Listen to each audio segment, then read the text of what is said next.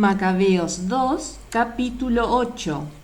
Las guerras de Macabeo. Entretanto, Judas Macabeo y sus hombres se introducían secretamente en las aldeas. Reunían a sus parientes y se llevaban consigo a los que permanecían fieles al judaísmo. Fue así como juntaron cerca de 6.000 hombres. Suplicaban al Señor que mirara a su pueblo, al que todos pisoteaban, y que tuviera piedad de su templo profanado por los impíos, que tuviera piedad de la ciudad destruida y poco menos que nivelada, que escuchara la voz de la sangre que clamaba hacia él, que se acordara de la muerte criminal de pequeños inocentes y de los insultos inferidos a su nombre, en fin, que mostrara su odio contra los malvados. En cuanto Macabeo tuvo una tropa organizada, los paganos no pudieron oponerle resistencia, porque la cólera del Señor se había cambiado en misericordia, cayendo sorpresivamente sobre ciudades y aldeas. Las quemaba, ocupaba las posiciones más favorables, y desde allí infligía al enemigo severas pérdidas.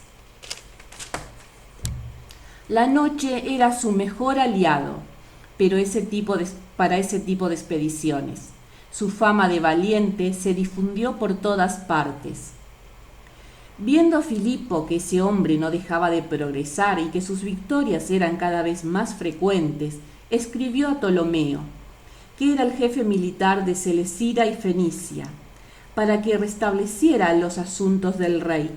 Ptolomeo eligió inmediatamente a Nicanor, hijo de Patroclo, uno de los principales amigos del rey, y lo mandó con un ejército de más o menos 20.000 hombres de diversas naciones a exterminar toda la raza de los judíos. Junto con él mandó también a Gorgias, un general que tenía buena experiencia en asuntos de guerra.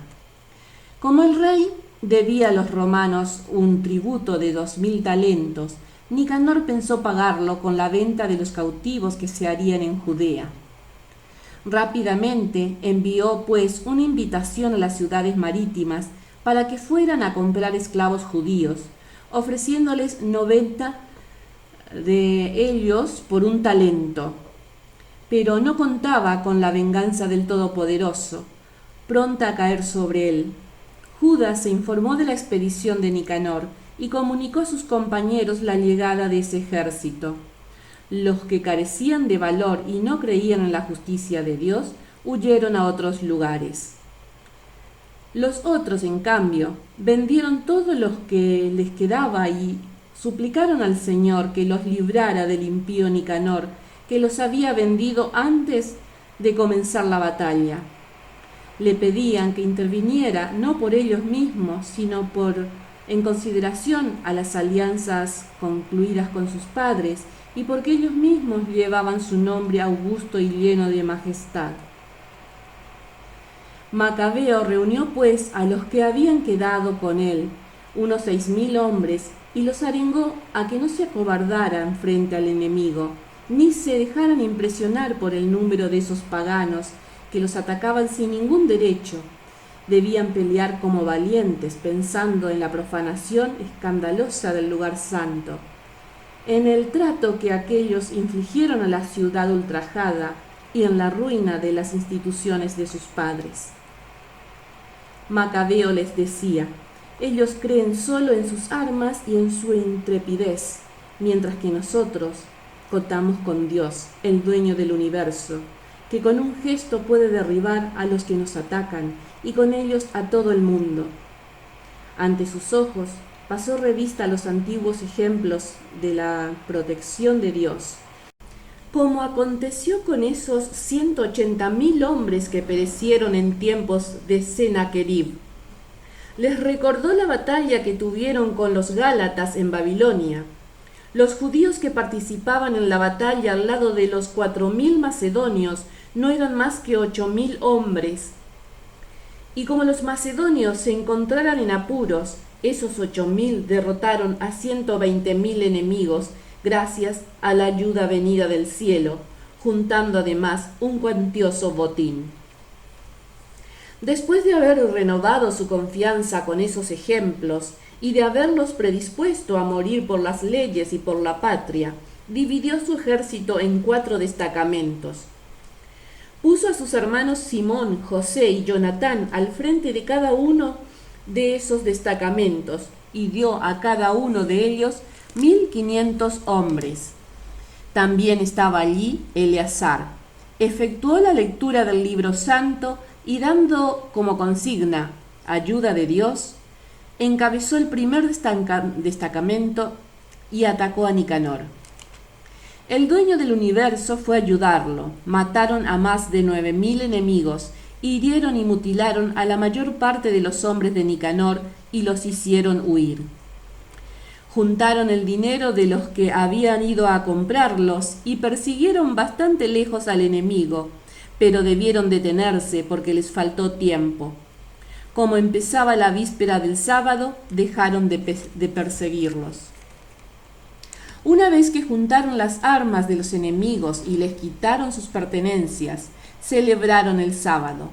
Bendecían a Dios miles de veces y alababan al Señor que los había librado ese día y había tenido para con ellos un primer gesto de misericordia. Después del sábado distribuyeron una parte del botín a los que habían sufrido la persecución, a las viudas y a los huérfanos. El resto se lo repartieron entre ellos y sus hijos. Luego se pusieron a orar todos juntos, suplicándole al Señor misericordioso que se reconciliara totalmente con sus servidores. Después enfrentaron a los hombres de Timoteo y Baquides, dando muerte a más de 20.000 de ellos. Se apoderaron de fortalezas elevadas y repartieron de nuevo el botín conformando 2 partes, una para ellos y otra para las víctimas de la persecución, los huérfanos, las viudas y los ancianos. Recogieron las armas y las depositaron cuidadosamente en los sitios más convenientes. Luego transportaron a Jerusalén el resto del botín. Ejecutaron al jefe de los guardias de Timoteo, que era un hombre muy malo y que había hecho mucho daño a los judíos. Cuando estaban celebrando su victoria en su capital, quemaron también a los que habían incendiado las puertas santas y que se habían refugiado con Calístenes en una pequeña casa. Así recibieron el justo pago por su impiedad. Ese 3 veces criminal de Nicanor, que había convocado a 1000 mercaderes para efectuar la venta de los judíos, fue humillado con la ayuda del Señor por gente que él pensaba era lo peor de todos. Nicanor tiró sus ropas principescas y emprendió la fuga a través de los campos como un esclavo fugitivo, sin acompañamiento. Tuvo la inesperada suerte de llegar hasta Antioquía después del desastre de su ejército. Y él, que había prometido pagar el tributo que se debía a los romanos con el dinero de los cautivos de Jerusalén, anunciaba ahora que los judíos tenían a Dios como defensor y que eran invencibles porque obedecían las leyes que éste les había ordenado. Déjame tu like si querés que suba los capítulos siguientes. Y suscríbete y activa la campanita de notificaciones para recibirlos. Saludos.